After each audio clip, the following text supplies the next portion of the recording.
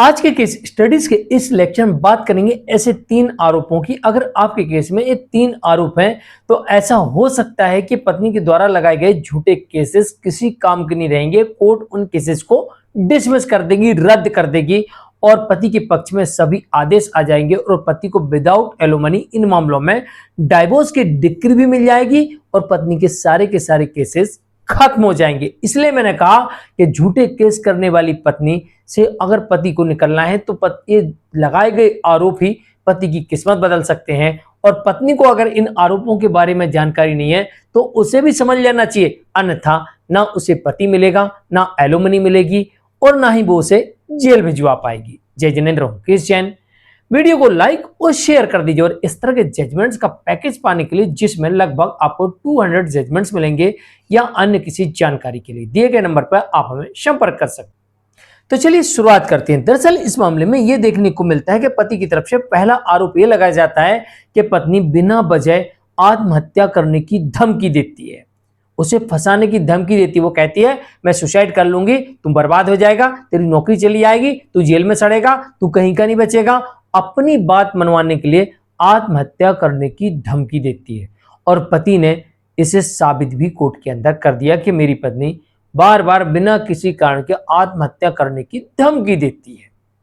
Number 2, पति की तरफ से दूसरा आरोप यह भी लगाया गया कि पत्नी ने मेरे ऊपर जो दहेज उत्पीड़न के मामले दर्ज कराए हैं, जो कि आईपीसी की धारा 498A और साथ में 323 के अंतर्गत जो मामला दर्ज करवाया है, यह सब इसलिए दर्ज करवाया गया है कि मैं जॉब करता हूं और मेरे ऊपर केस आ जाएगा तो मुझे डिपार्टमेंट वाले निकाल देंगे, मेरी नौकरी चली जाएगी और पत्नी यही चाहती थी कि इसकी नौकरी चली जाए और इस कारण से उसने मेरे ऊपर झूठे केस किए हैं।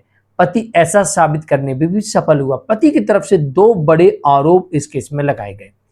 तीसरा, यहां पर पत्नी की तरफ से यह आरोप लगाया गया इस मामले में कि जो मेरी सास है उसका किसी के साथ अवैध संबंध है। जो मेरी सास है उसका किसी के साथ अवैध संबंध है और इस कोर्ट में पत्नी साबित नहीं कर पाई। पत्नी ने सास के विरुद्ध जारता के आधारहीन आरोप लगाए थे। पत्नी ने आरोप तो लगा दिए कि मेरी सास का किसी के साथ अवैध संबंध है, लेकिन वो उसे साबित करने में सफल नहीं हुई। तो पति के पास में 3 ग्राउंड आ गए। पहला ग्राउंड मेंटल क्रूरल्टी का आ गया कि पत्नी अपनी बात मनवाने के लिए आत्महत्या करने की धमकी देती है।